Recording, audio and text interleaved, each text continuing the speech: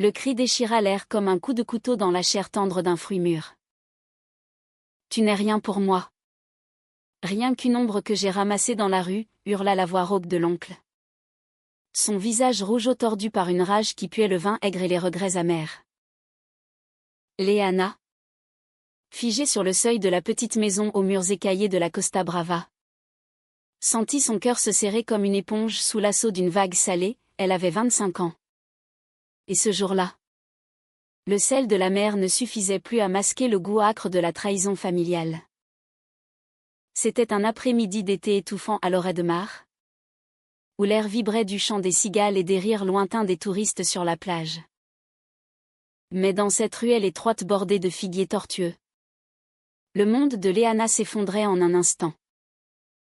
Sa mère adoptive, Elena, une femme frêle aux cheveux grisonnants noués en un chignon défait, s'était effondrée à genoux sur le carrelage craquelé de la cuisine, les mains tremblantes serrant une lettre froissée. Les mots dansaient encore devant les yeux de Léana, dettes accumulées, hypothèques falsifiées, des années de labeur volées par les mains avides de son oncle et de sa tante. Ils nous ont tout pris. Ma chérie, murmura Elena d'une voix brisée. Ses yeux verts, si semblables à ceux de Léana, noyés de larmes.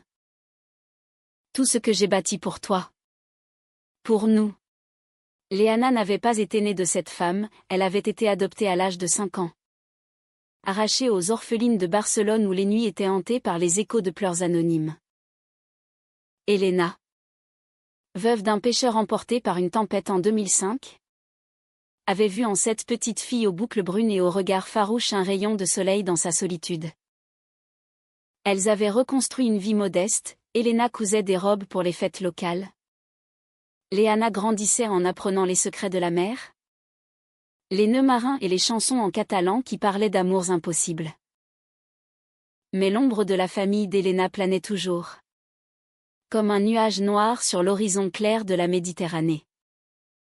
L'oncle Ramon, un homme trapu aux moustaches jaunies par le tabac, et sa femme, la tante Carmen, une silhouette acérée comme une lame de couteau, vivaient à 2 pas, dans une villa au volet vert qu'ils avaient achetée avec l'argent d'Elena. Depuis des années, ils avaient sué le front pour aider leur belle-sœur, prêts incessants pour réparer le toit de la maisonnette, avance pour les factures d'électricité quand les hivers mordants de la tramontane s'invitaient sans pitié. Mais ces aides étaient des chaînes dorées. Ramon signait les chèques, Carmen tenait les comptes, et peu à peu, les dettes s'accumulaient comme des coquillages sur la plage après la marée haute. Elena, naïve et confiante, avait signé sans lire, croyant en la solidarité du sang. Ce jour-là, la lettre était venue de la banque de Girona, saisie imminente. Expulsion dans 3 mois.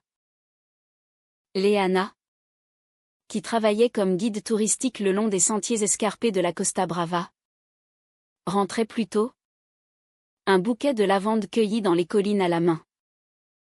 Elle avait surpris la scène, Ramon, le poing levé, Carmen ricanant dans l'encadrement de la porte, et Elena, recroquevillée, suppliant.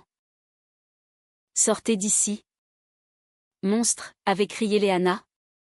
Sa voix un mélange de fureur catalane et d'accent parisien hérité de lectures voraces de romans français. Car Léana, malgré ses racines espagnoles, se nourrissait de Proust et de Colette, rêvant d'un monde où l'amour n'était pas une dette, mais une danse libre sous les étoiles. Ramon avait ri. Un aboiement guttural. Et qui es-tu pour nous juger? Petite? Une bâtarde ramassée dans la boue de Barcelone? Sans nous. Ta mère croupirait dans la misère absolue. Les mots avaient frappé Léana comme des gifles, ravivant les cicatrices de son enfance, les moqueries à l'école, les nuits où elle se blottissait contre Elena, murmurant « Je t'aime ». Maman, pour conjurer les fantômes du passé. Mais ce n'était pas la douleur qui la consumait, c'était une étincelle. Un feu qui couvait depuis longtemps, alimenté par des amours secrètes et des identités cachées. Car Léana était lesbienne. Un secret qu'elle gardait comme un trésor enfoui dans les criques rocheuses. À 20 ans, elle avait embrassé pour la première fois une fille aux yeux d'ambre lors d'une fête à Sitges, la ville arc-en-ciel de la côte. Ce baiser, salé de sueur et de vin rosé, avait ouvert les portes d'un monde où son corps n'était plus une énigme, mais une carte au trésor. Depuis, elle avait aimé en silence, des flirts éphémères avec des voyageuses de passage, des nuits volées dans les bars enfumés de Barcelone. Mais rien de profond. Rien qui dure. Jusqu'à Maëlle. Maëlle était arrivée comme une brise du Mistral. 3 mois plus tôt. Française d'origine provençale. Installée à Barcelone pour peindre les ombres bleues de la Sagrada Familia. Elle avait 26 ans. Des cheveux châtains coupés au carré. Et un rire qui faisait danser les vagues. Léana l'avait rencontrée lors d'une randonnée guidée dans les collines de Montserrat. Maëlle, sac à dos rempli de toiles vierges, cherchait l'inspiration dans les rochers érodés par le vent. Montre-moi tes secrets, avait dit Maëlle avec cet accent chantant du sud. Ses yeux verts pétillants comme l'absinthe. Léana, d'ordinaire réservée, avait craqué. Elles avaient marché côte à côte, parlant de tout et de rien, des poèmes de Verlaine que Maëlle récitait par cœur. Des danses flamenco que Léana exécutait pieds nus sur le sable. Leur premier baiser avait eu lieu au sommet d'une falaise, sous un ciel crépusculaire où le soleil saignait sur la mer. Les lèvres de Maëlle étaient douces, imprégnées d'un goût de figue fraîche et de liberté. Je te vois. Léana, avait murmuré Maëlle, sa main glissant sous le tissu léger de la chemise de Léana, effleurant la peau chaude et salée. Ce soir-là, dans une petite auberge aux murs blanchis à la chaux, elle s'était aimée pour la première fois. Les corps entrelacés, les souffles mêlés. Léana avait pleuré de joie, sentant pour la première fois qu'elle n'était pas une ombre, mais une flamme. Pourtant, même dans cette idylle, des fissures apparaissaient. Maëlle parlait souvent de Paris, de ses amis artistes qui l'attendaient, de la vie bohème qu'elle avait fui pour l'Espagne. Et toi, ma belle Catalane, que feras-tu quand je partirai, demandait-elle parfois. Mi-sérieuse, mi-taquine. Léana riait. Mais au fond d'elle, la peur grandissait, celle de perdre. Encore une fois. Et maintenant, avec la tempête familiale qui menaçait d'engloutir leur maison, cette peur se muait en rage. Ce soir-là, après le départ rageur de Ramon et Carmen, Léana s'assit avec Elena sur le banc de pierre devant la maison. La mer murmurait au loin, un berceuse mélancolique. Maman, je ne les laisserai pas faire, dit Léana, sa voix ferme malgré les larmes qui perlaient. Elena posa sa tête sur l'épaule de sa fille. Un geste simple qui valait tous les serments. Tu es mon trésor, Léana. Mais la famille. C'est un piège empoisonné. Elles restèrent ainsi jusqu'à la nuit. Les étoiles émergent comme des promesses incertaines. Le lendemain, Léana prit la route pour Barcelone. Elle devait voir Maëlle, partager ce fardeau, trouver dans ses bras la force de riposter. La ville l'accueillit avec son chaos habituel, les ramblas grouillantes de touristes, l'odeur de churros frits et de jasmin en fleurs.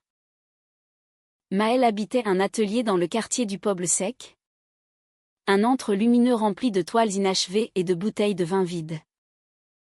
Quand Léana frappa à la porte, le cœur battant, ce fut Maëlle qui ouvrit. enveloppée dans un peignoir de soie fanée. Les cheveux en désordre. Ma chérie. Qu'est-ce qui t'amène si tôt, demanda Maëlle, tirant Léana à l'intérieur. Elles s'embrassèrent avidement. Un baiser qui goûtait le café et le désespoir. Léana raconta tout, la lettre, les cris, les années de mensonges. Maëlle écouta, les yeux assombris, puis serra Léana contre elle. Nous allons nous battre. Ensemble. Comme dans ces romans français où l'amour triomphe des dragons. Mais dans son regard, Léana crut déceler une ombre, un secret non dit. Était-ce la fatigue? Ou quelque chose de plus sombre? Les jours suivants furent un tourbillon. Léana consulta un avocat gratuit dans un centre communautaire de Gracia.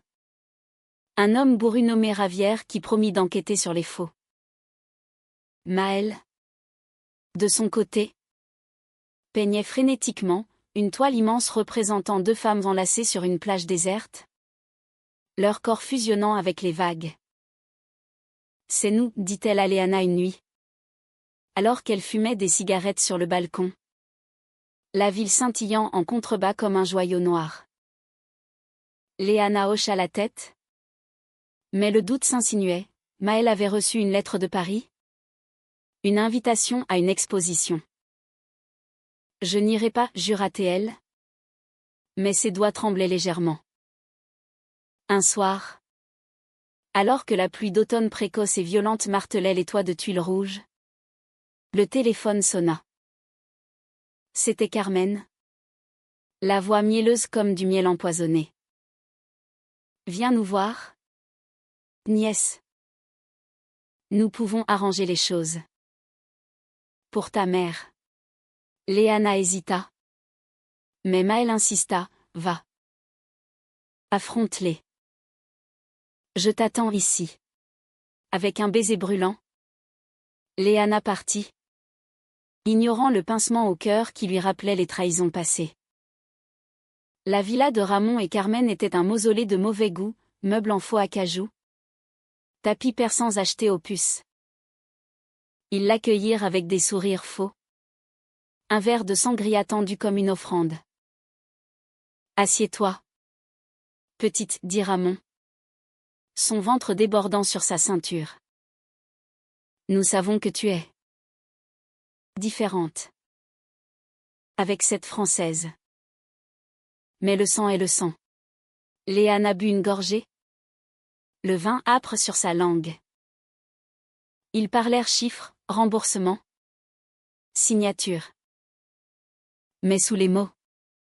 Une menace, ou bien? Nous révélons tes petits secrets à tout le village. Loret est petit. Tu sais.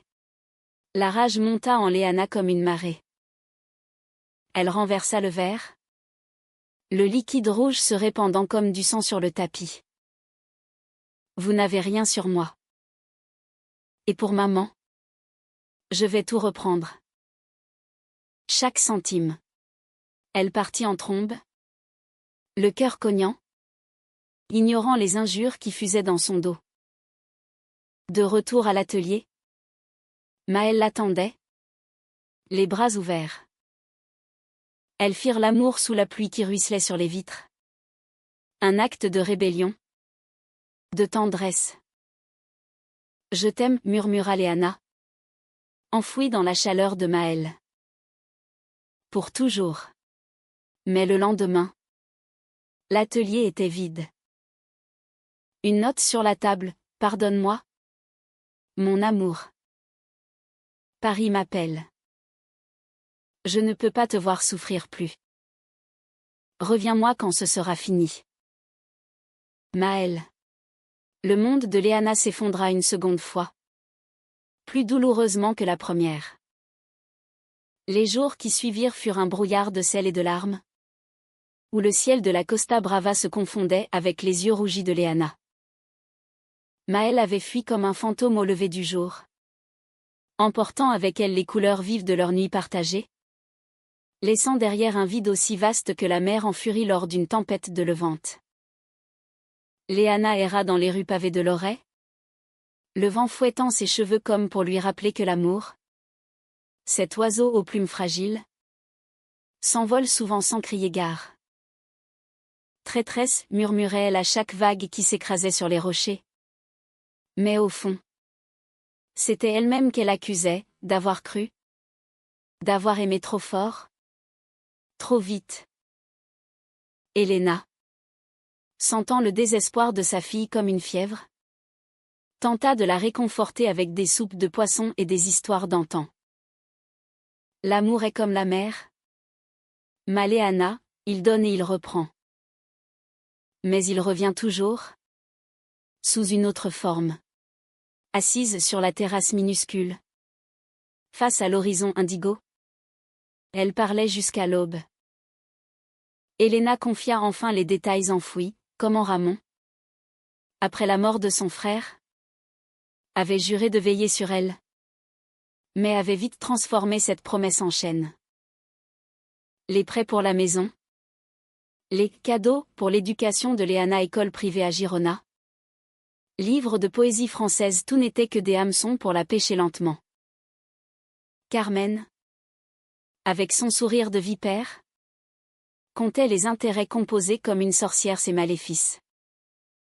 Léana, galvanisée par cette douleur partagée, plongea dans la bataille. Ravière, l'avocat, devint son allié improbable, un quinquagénaire aux lunettes épaisses et au cœur tendre, marqué par ses propres luttes contre les spéculateurs immobiliers de la côte. Ensemble, ils fouillèrent les archives bancaires, dénichant des signatures falsifiées, des transferts occultes vers des comptes aux îles Baléares. C'est du vol pur et simple, gronda Ravière lors d'une réunion dans son bureau encombré de dossiers jaunis. Mais pour gagner, il faudra du courage. Et des preuves en béton. Léana hocha la tête, son regard d'acier reflétant la détermination d'une femme qui n'avait plus rien à perdre. Pourtant, la nuit, seule dans son lit au drap froissé par l'absence de Maël, les doutes l'assaillaient. Elle relisait les messages effacés, « Tu es ma muse ?» Ma tempête. Était-ce un mensonge? Ou la peur? Cette grande voleuse? Avait-elle poussé Maël à partir? Léana composa son numéro une fois. 2 fois. Mais la voix impersonnelle du répondeur français la renvoya à ses fantômes. Au lieu de cela, elle écrivit, des lettres rageuses qu'elle brûlait dans la cheminée. Des poèmes inspirés de Baudelaire où l'amour était un vampire aux lèvres de miel. Ton départ est une lame dans ma chair. Mais je saignerai pour guérir, griffonna-t-elle une nuit. L'encre coulant comme des larmes noires. La riposte prit forme lors d'une audience préliminaire au tribunal de Girona. Une bâtisse austère aux colonnes de marbre veinées de gris. Léana se présenta en tailleur noir ajusté. Ses boucles domptées en un chignon sévère. Un contraste saisissant avec la femme bohème qu'elle était. Ramon et Carmen étaient là. Installés au fond. Leurs visages crispés sous des masques de dignité offensée. Quand Ravière présenta les documents relevés bancaires photocopiés, témoignage d'anciens employés de la banque, un murmure parcourut la salle. Fraude manifeste, déclara le juge. Un homme aux tempes argentées? Sa voix résonnant comme un glas. L'oncle bondit, c'est une calomnie. Cette gamine n'est même pas de notre sang. Mais le marteau du juge claqua. Et l'audience fut ajournée pour expertise. Dehors, sous un ciel plombé de nuages bas, Carmen s'approcha de Léana. Son parfum capiteux de jasmin fané envahissant l'air. Tu crois que tu gagnes? Ta mère finira à la rue. Et toi? Avec tes amours contre nature? Personne ne te tendra la main. Les mots étaient un poison lent, s'infiltrant dans les veines de Léana. Contre nature. Était-ce cela? Son amour pour Maël? Un péché aux yeux du village? Un scandale chuchoté dans les marchés aux poissons? Léana la gifla un geste impulsif.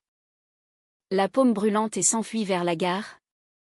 Le cœur cognant au rythme des trains qui filaient vers Barcelone. La ville l'engloutit comme une amante possessive. Elle marcha des heures dans le Barry gothique. Les ruelles étroites où les ombres dansaient au son des guitares flamenco. Près de la cathédrale, elle s'arrêta devant une petite galerie d'art. Attirée par une toile exposée en vitrine, une femme aux cheveux châtains. Le dos tourné. Contemplant une mer agitée. La signature, Maël Laurent. Le souffle coupé. Léana entra. La galeriste. Une Andalouse aux yeux de braise. Lui sourit. C'est son dernier travail avant Paris. Elle a dit que c'était pour quelqu'un de spécial. Léana acheta la toile. Vidant ses économies de guide touristique. De retour à l'atelier vide, Maël avait sous-loué à un sculpteur belge. Elle accrocha le tableau au mur. Face à son lit. Les nuits devinrent des veillées, elle caressait la peinture du bout des doigts. Imaginant la peau de Maël sous la toile tendue. Reviens, priait-elle au vent qui s'infiltrait par les fenêtres mal jointes. Et un soir, comme invoquée par un sortilège, Maël apparut. Elle frappa doucement. Silhouette élancée dans la lumière jaunâtre du réverbère. Léana. Je n'ai pas pu rester loin. Ses yeux étaient cernés. Sa voix un filet de soie déchiré. Elles tombèrent dans les bras l'une de l'autre. Un embrassade fiévreuse qui effaça les kilomètres et les doutes. Maël expliqua, la lettre de Paris n'était pas une invitation, mais un ultimatum de sa famille des bourgeois parisiens qui désapprouvaient son exil espagnol et ses amours déviantes. J'ai fui pour toi. Mais la peur m'a rattrapée. Pardonne-moi. Léana pleura. Puis rit. Leurs lèvres se scellant dans un baiser salé de réconciliation. Leur amour renaquit. Plus ardent. Teinté de la conscience de sa fragilité. Maël s'installa de nouveau. Peignant aux côtés de Léana qui, le jour, menait ses randonnées avec une énergie nouvelle. Elle parlait d'avenir, un voyage en Provence. Une maisonnette sur la côte. Loin des chaînes familiales. Nous serons libres, murmurait Maël en caressant le dos nu de Léana. Leurs corps enlacés sous les draps imprégnés d'odeur de lavande. Mais le destin, ce farceur cruel, avait d'autres plans. La trahison vint de l'intérieur, comme un ver dans le fruit. Ravière appela un matin pluvieux, mauvaise nouvelle. Quelqu'un a saboté l'épreuve. Les originaux ont disparu de mon bureau. Léana sentit le sol se dérober. Qui? Ramon n'aurait pas osé. Mais quand elle confronta Maël ce soir-là, les yeux de sa bien-aimée fuirent les siens. Dis-moi la vérité, implora Léana. La voix brisée. Maël craqua, son frère, un avocat parisien, avait des contacts à Barcelone. Pressée par sa famille, elle avait cédé. Copié les documents par accident lors d'une visite chez Ravière. C'était pour te protéger. Il menaçait de me couper les vivres. De ruiner ma carrière. La pièce sembla rétrécir. L'air se raréfiant. Léana recula. Le cœur en lambeaux. Tu m'as trahi. Pour de l'argent? Pour leur approbation? Maël sanglota. À genoux, non. Pour nous. Je pensais que sans ce procès, tu pourrais partir avec moi. Loin de tout ça. Mais les mots sonnaient faux. Écho distant d'une innocence perdue. Léana la chassa. La porte claquant comme un couperet. Seule. Elle s'effondra. Le tableau de Maël la narguant depuis le mur, une mer agitée. Un dos tourné. Les semaines suivantes furent un purgatoire. Le procès traînait. Ramon et Carmen ricanant dans les couloirs du tribunal. Elena dépérit. Son corps frêle miné par le stress. Léana, vidée, errait sur les plages, ramassant des galets polis par les vagues. Symbole de rêve brisé. Pourtant, au fond d'elle, une braise couvait, la riposte n'était pas finie. Elle contacta une association LGBT de Barcelone. Des femmes fortes qui luttèrent pour leurs droits comme elle pour sa famille. Ensemble, elles élaborèrent un plan B, crowdfunding en ligne, pétition locale, appel aux médias catalans. Le jour du verdict approchait. Et avec lui, le chaos trao. Léana savait qu'elle devrait affronter non seulement l'oncle et la tante, mais les fantômes de Maël, de son propre passé. Pour maman, se jurait elle, les pieds dans le sable froid. Et pour moi, le tribunal de Girona bruissait d'un murmure étouffé ce matin d'hiver, où le vent du nord charriait des flocons rares sur les Pyrénées lointaines. Léana se tenait droite dans son box, vêtue d'un manteau noir qui semblait absorber la lumière pâle filtrant par les vitraux. À ses côtés, Ravière, dossier en main, exhalait une confiance nouvelle. Ils avaient reconstruit les preuves à partir de copies numériques sauvées in extremis par une amie hackeuse de l'association LGBT. En face, Ramon et Carmen, engoncés dans des costumes trop serrés, arboraient des mines de martyrs outragés. Leurs avocats, deux requins aux cravates rouges chuchotant des stratégies vénéneuses. Elena était là. Au premier rang. Ses mains noueuses serrant un chapelet de perles catalanes. Ses yeux verts fixés sur sa fille avec une foi inébranlable. Léana lui avait pardonné les naïvetés du passé. Ensemble, elles avaient tissé un filet de solidarité, renforcé par les messages d'encouragement afflux sur la pétition en ligne. Féminisme et justice pour Elena, clamaient les internautes de Barcelone à Madrid. Mais au-delà des murs de pierre, Maël planait comme un spectre, une lettre arrivée la veille, pliée en 4 dans la poche de Léana. Je combats pour toi à Paris. Mon frère est désavoué. Reviens-moi. Léana n'avait pas répondu. L'amour blessé est un feu qui couve sous la cendre, prêt à ravager ou à réchauffer. Le juge, impassible sous sa toge noire, ouvrit l'audience d'une voix qui claqua comme un fouet. Affaire de fraude financière et abus de confiance, Elena Torres contre Ramon et Carmen Puig. Ravière se leva. Sa plaidoirie un torrent fluide, il dépeignit les années de manipulation. Les faux documents comme des toiles d'araignée tissées dans l'ombre. L'exploitation d'une veuve vulnérable par son propre sang. Ce n'est pas de la famille, Excellence. C'est du pillage émotionnel et matériel. Des diapositives projetées sur l'écran montraient les flux d'argent, flèches rouges suçant la vie du comte d'Elena vers les comptes opaques des Puig. Ramon explose alors de son tour, bondissant de son siège. Mensonge. Cette femme est sa progéniture adoptive. Une dévoyée qui parade avec des Françaises nous doit tout. Sans nous, elle m'en dirait.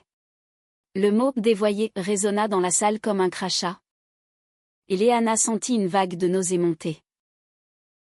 Les regards se tournèrent vers elle, curiosité malsaine, compassion furtive.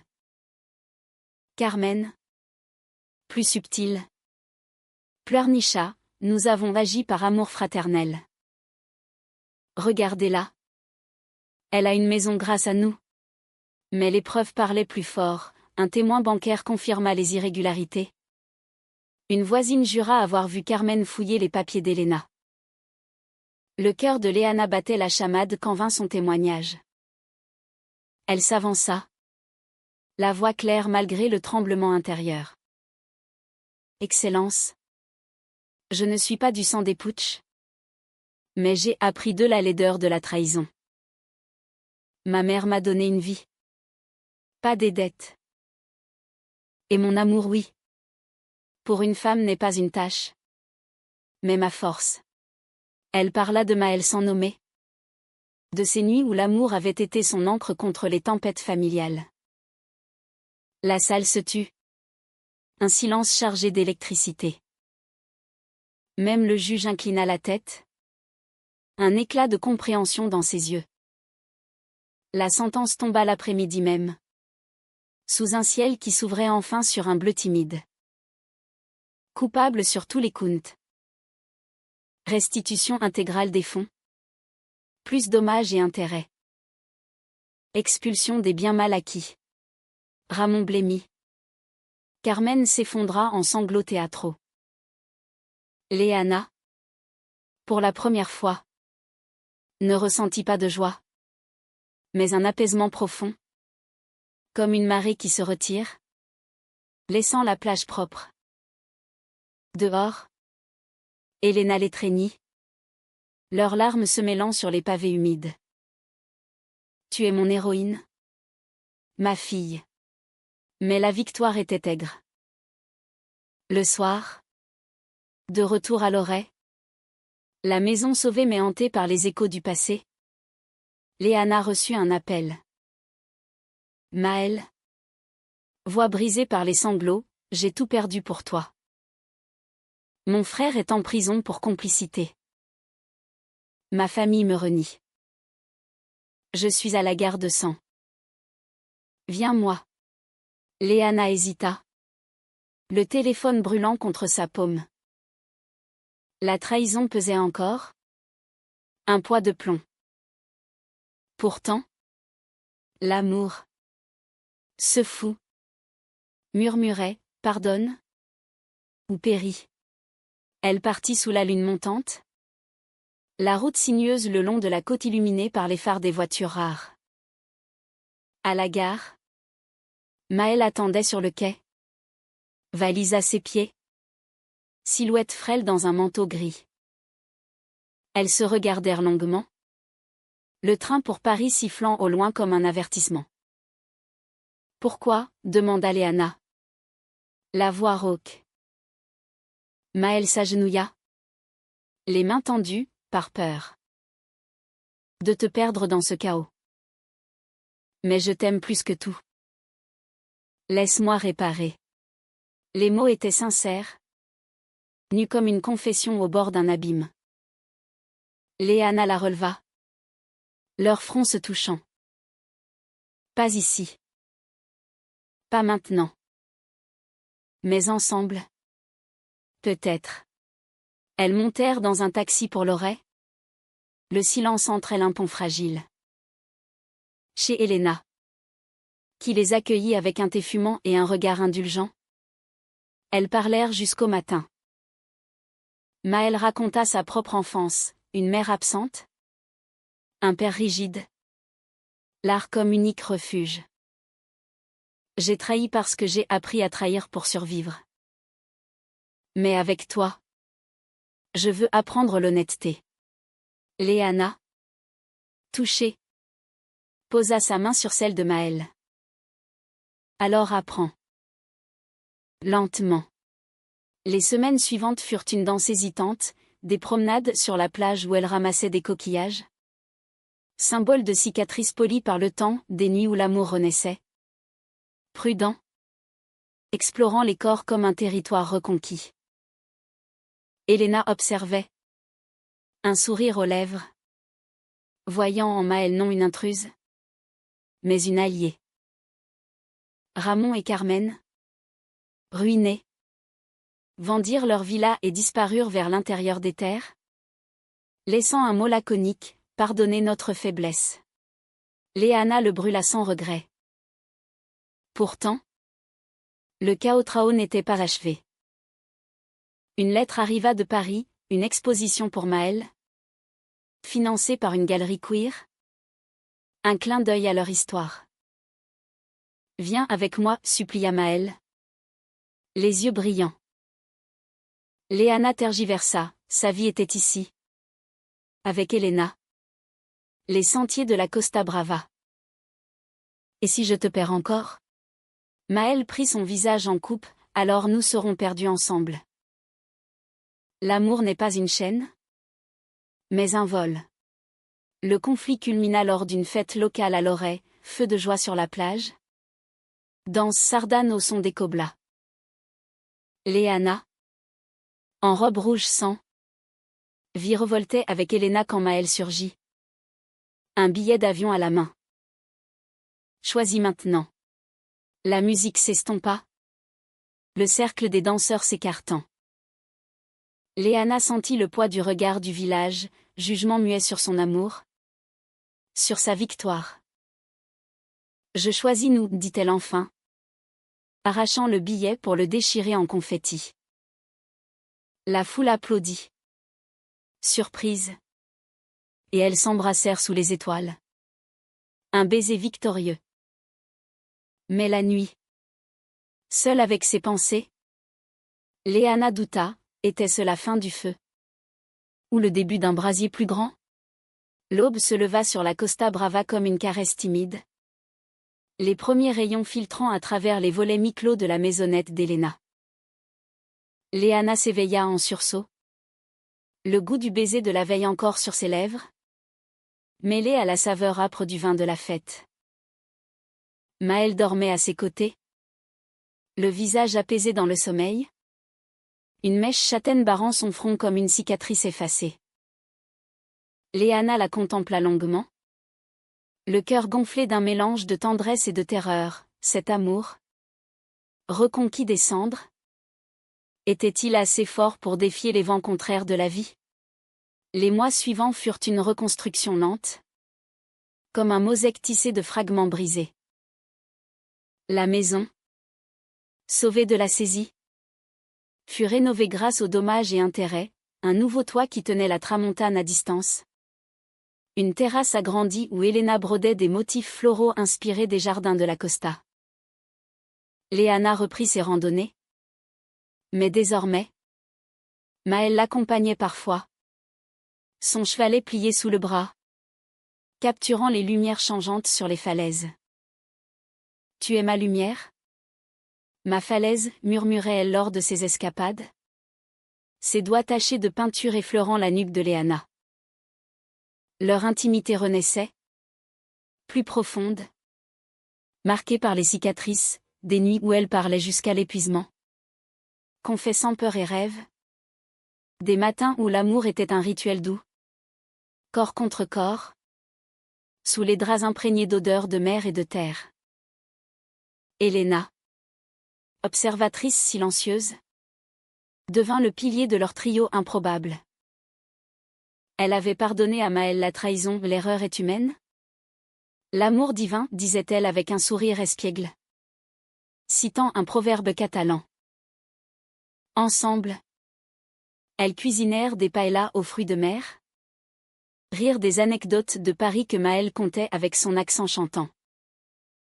Pour la première fois, Léana vit sa mère s'ouvrir, des aveux sur son mariage perdu. Sur la solitude qui l'avait menée à l'adoption. Tu m'as sauvé autant que je t'ai sauvé, confia Elena un soir. Les yeux brillants sous les guirlandes lumineuses de Noël. Mais les ombres persistaient. Ramon écrivit une lettre depuis son exil intérieur, non pas des excuses, mais des reproches venimeux. Accusant Léana d'avoir brisé la famille pour ses vices. Elle l'a lu à voix haute à Maël, qui serra les poings, brûla. Nous sommes notre propre famille. Pourtant, le doute rongeait Maël, l'exposition parisienne annulée par le scandale familial. Sa carrière en péril. Et si je ne suis pas assez pour toi ici, demanda-t-elle un après-midi. Alors qu'elles peignaient ensemble Léana barbouillant une toile de vagues abstraites. Maël affinant un portrait d'Elena. Léana posa son pinceau. Trempé de bleu, tu es tout. Mais si tu rêves de Paris? Pars. Je t'attendrai. Comme la mer attend le ciel. Le vrai chaos survint au printemps? Quand une tempête exceptionnelle ravagea la côte, vent hurlant, vagues monstrueuses engloutissant les criques, la maison d'Elena menacée par l'érosion. Dans le chaos, alors que Léana et Maël barricadaient les volets, un appel paniqué, Elena, partie chercher des provisions à Girona, était coincée sur la route, sa voiture dérapant sur la N11 glissante. Maman, cria Léana dans le téléphone.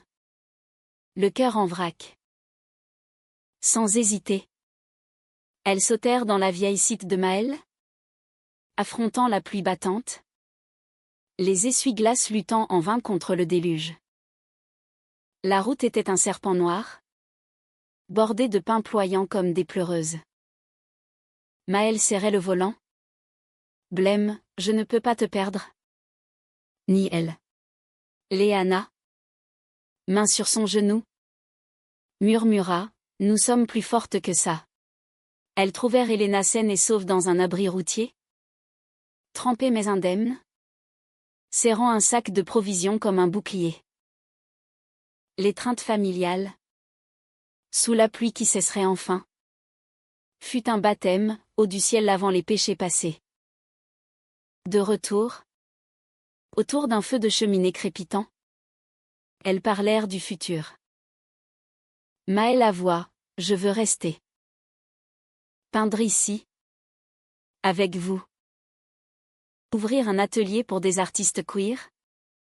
Un refuge comme notre amour. Léana pleura de joie. Elena rit. Et elles trinquèrent avec du cava pétillant. La trahison de Maël devint une leçon, nous avons tous nos ombres, dit-elle. Mais la lumière les efface. L'été ramena les touristes. Les randonnées bondées. Mais pour Léana, chaque pas était une victoire. Elle et Maël officialisèrent leur union lors d'une petite cérémonie sur la plage, anneau d'argent martelé par un artisan local. Vœux murmurés en français et catalan. Elena comme témoin. Les vagues comme cœur. Dans la joie et la peine. Dans la mer et le ciel, jura Léana, scellant le baiser avec une larme salée. Pourtant, le dénouement n'était pas sans mélancolie. Ramon mourut un automne gris. Seul. Un infarctus foudroyant. Carmen, assagie, envoya une lettre d'excuse tardive, j'ai appris trop tard ce qu'est la famille. Léana la lut à Elena, qui hocha la tête, pardonne. Pour ton âme. Elles ne répondirent pas, mais brûlèrent la lettre avec une prière silencieuse. Des années plus tard, dans leur atelier fleuri de bougainvilliers, Léana et Maël regardaient leurs toiles, des femmes enlacées, des mers calmes, des falaises éternelles. Elena, vieillie mais rayonnante, brodait à leur côté. L'amour lesbienne de Léana n'était plus un secret, mais une lumière publique, inspirant d'autres âmes errantes sur la côte. La riposte avait triomphé. Non par la vengeance, mais par la résilience humaine, un humanisme français dans l'âme espagnole, où le cœur, malgré les tempêtes, trouve toujours son port. Et sous les étoiles de la Costa Brava, elle dansait, libre enfin.